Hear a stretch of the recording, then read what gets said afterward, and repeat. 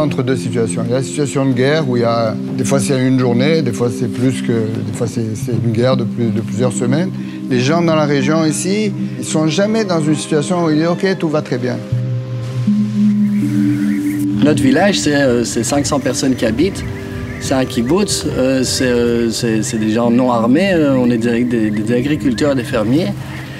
Donc voilà, ils ont envoyé 12 comme ça en 2 minutes. Il faut savoir qu'ici, là où on se trouve, on est entre 0 et 5 secondes quand le Hamas décide d'envoyer un mortier comme cela.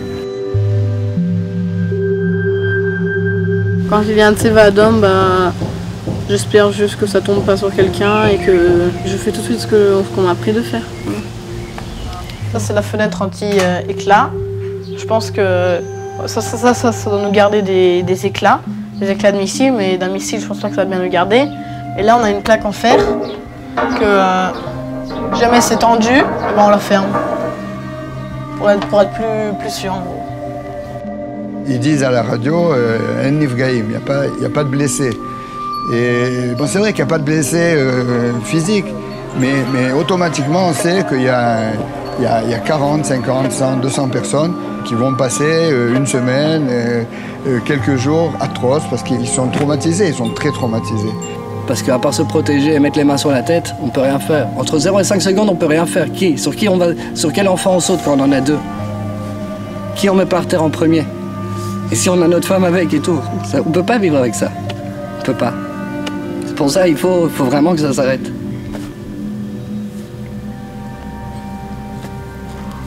C'est pas seulement les bombes qui nous tombent, c'est les terroristes qui rentrent, c'est les appels. Maintenant, il y a les cerfs-volants.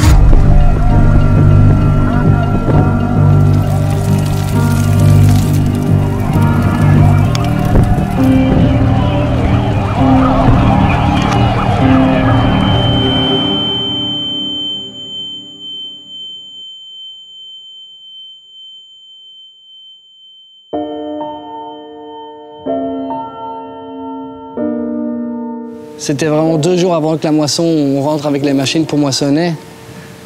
Un cerf-volant, un petit cerf-volant est tombé, il a tout brûlé, tout brûlé.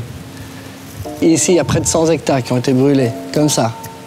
En 5 minutes, 2 minutes, on ne peut rien faire. À part pleurer devant cette catastrophe, on ne peut rien faire.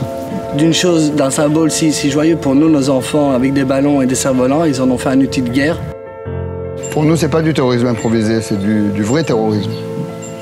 C'est pas moins grave que les roquettes après.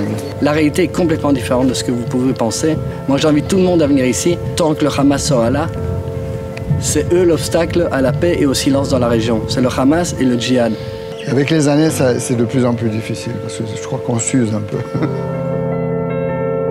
Les gens qui ont travaillé avec moi ici, je suis toujours en rapport avec eux et ils habitent à Gaza, ils nous appellent au téléphone, ils nous parlent pour nous dire pour nous demander comment on va. J'ai beaucoup de peine pour les gens de Gaza. Je sais qu'ils vivent très mal.